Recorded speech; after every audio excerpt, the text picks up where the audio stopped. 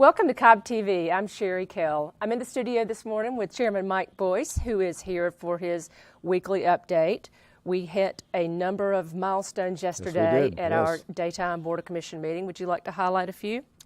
Well, it was a busy day, as you can imagine. Some really big topics. I'll just get to probably the headliner, which is the $14 million in projects that we have been working with the Braves over the last 6 weeks to identify the projects that fit the criteria in the development agreement, reach a common agreement on them, and then move forward on improving that list between both of us. And then our next step, of course, is working with the board to find the funding for those.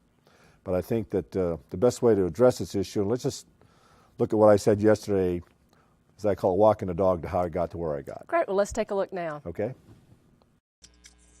The issues around the project list for discussed between the Braves and the county staff as lined out in the development agreement. And I want to walk all of you that are out there, both here and on television, through how I got to where I got.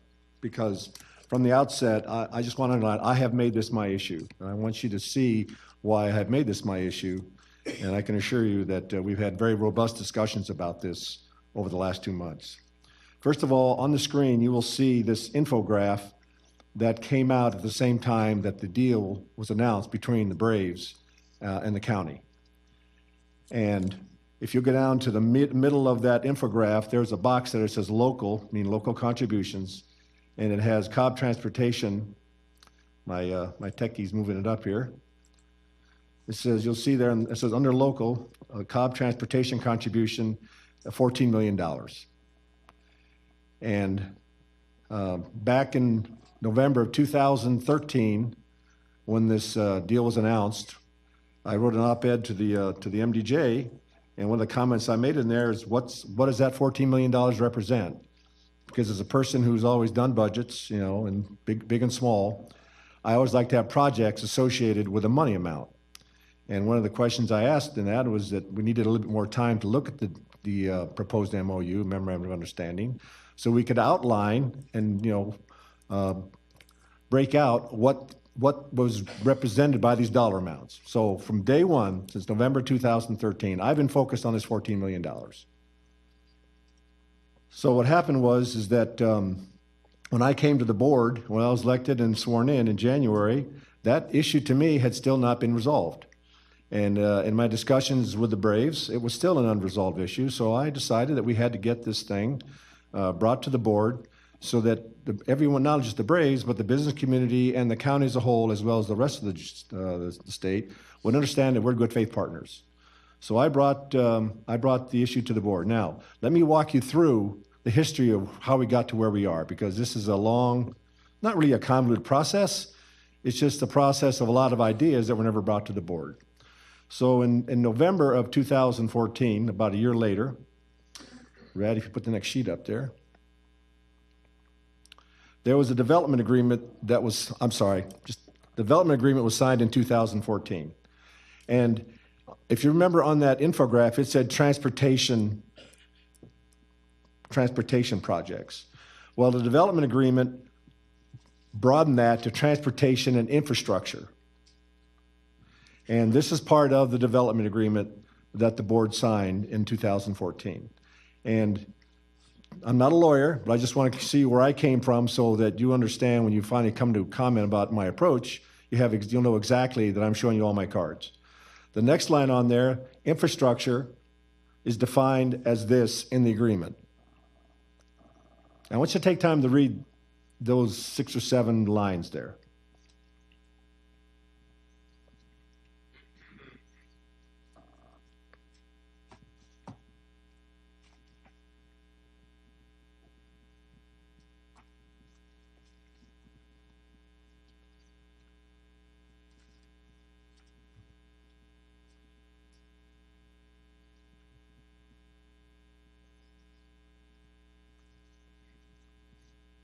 All right. Has everybody had a chance to read those? We're good with that? All right. The next slide goes to another part of the agreement, which a lot of people have mentioned about, and I think that in good faith, in openness, it's an issue, all right, and it's one from which they're discussing from, and I just wanted to know that I acknowledge that it's in there. But there was an exhibit that was at the back of the agreement that discussed a number of projects. All right, and let's just slide the screen down a little bit, Brad, so you get some idea of what some of those agreements, what some of those projects were. Okay, that's good right there. These are some of the ideas. These are some of the projects that were listed in the agreement. I want to be clear about that. I don't want to be hiding anything.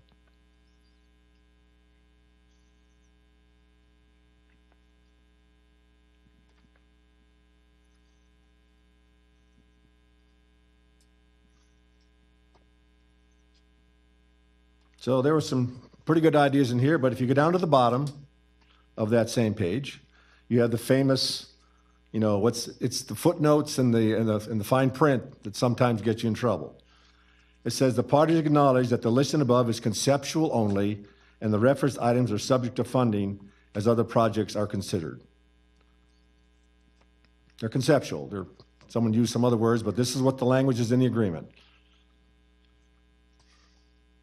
Okay. Now, moving ahead, next slide, please, Brad.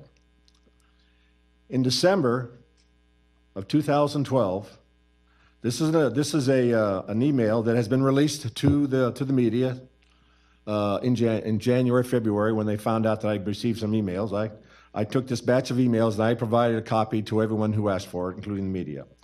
But you look at this is from the Brave side of the fence. All right.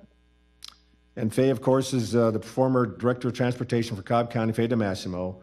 She was not at our meeting today, but the message was loud and clear from the staff on the $14 million. It is not state ask, and the county will find funding. It just may not be through Cobb DOT.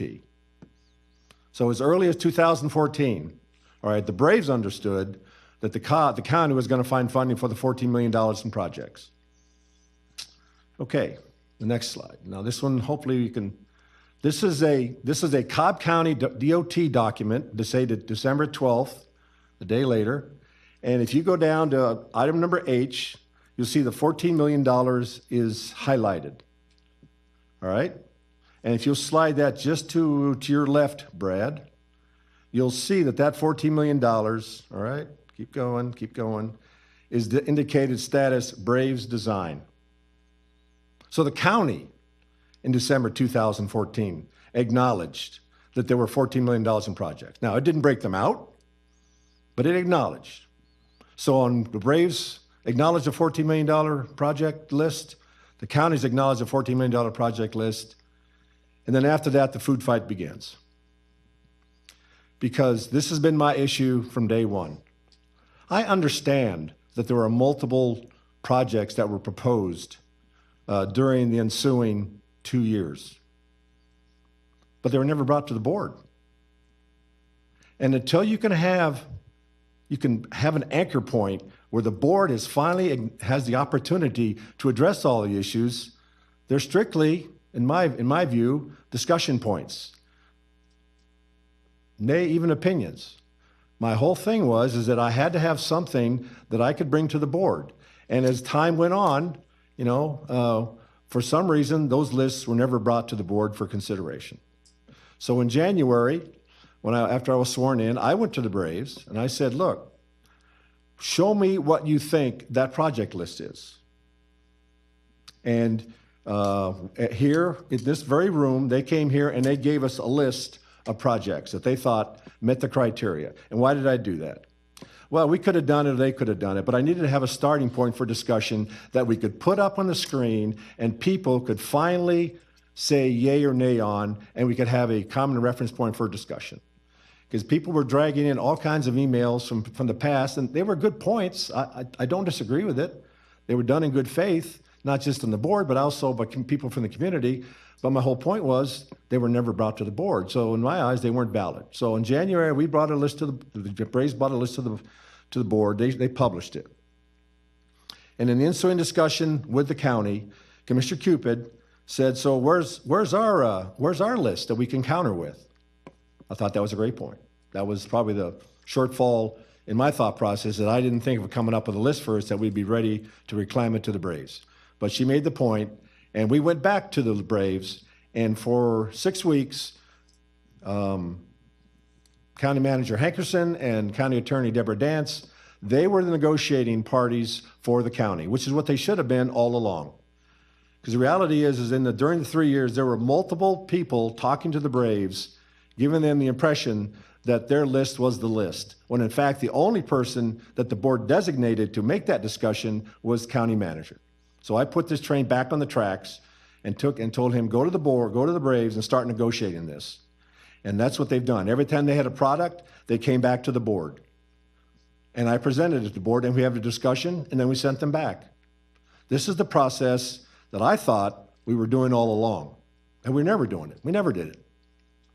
We kind of approved the memorandum of agreement, a memorandum of understanding, development agreement, but we never addressed that $14 million that was in the development agreement. That's what I've done here. So yesterday at our executive session, this list that you see in front of you is a list. I want to be very, very clear about this. This is a list that the board agrees meets the criteria. It doesn't mean they voted on the list. It just means that this is the list that they voted on that meets their criteria, and we are going to vote on that today. It's a two-part process. This meets the criteria, and now today we're going to have a discussion about this list.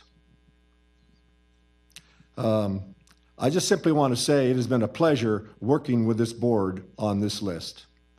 There's been some very, as you say, frank discussions about this. That's the way the system's supposed to work. This is a product of frank discussions. And with that, I'm going to make a motion. It's going to actually be a two-part motion. There's going to be the Braves have also agreed to provide us. Is it credits or a payment?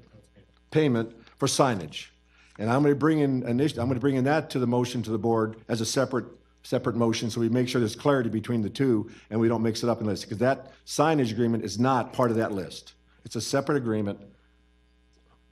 Yeah, the $380,000 is actually for their portion of the pedestrian bridge across 75. Okay, so it is Circle 75. but it is a separate. It's not on the list. Yeah, that is correct. It is Okay. separate, but it just to clarify that there's a portion of the pedestrian bridge that comes over Circle 75 into the back. Oh, I got you. That's what they're paying for. Okay, so I don't want to mix up the two, but right now, all right, just want to make sure that everybody understands that first of all, how this got here, and second of all, that I'm the one carrying this ball, but I'm doing it in full view of the board.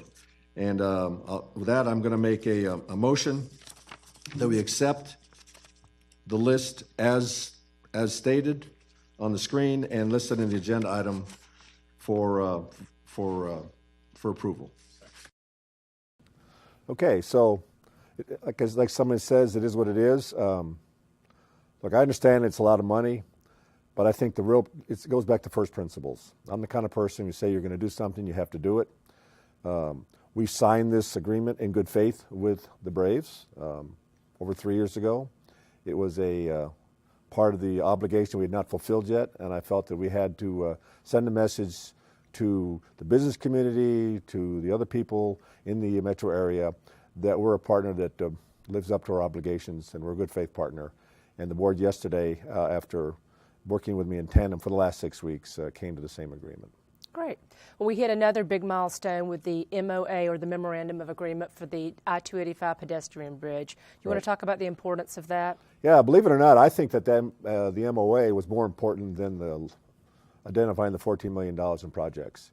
Because unless that Memorandum of Agreement had been approved by the board yesterday, we could not have opened up the bridge across 285 on time.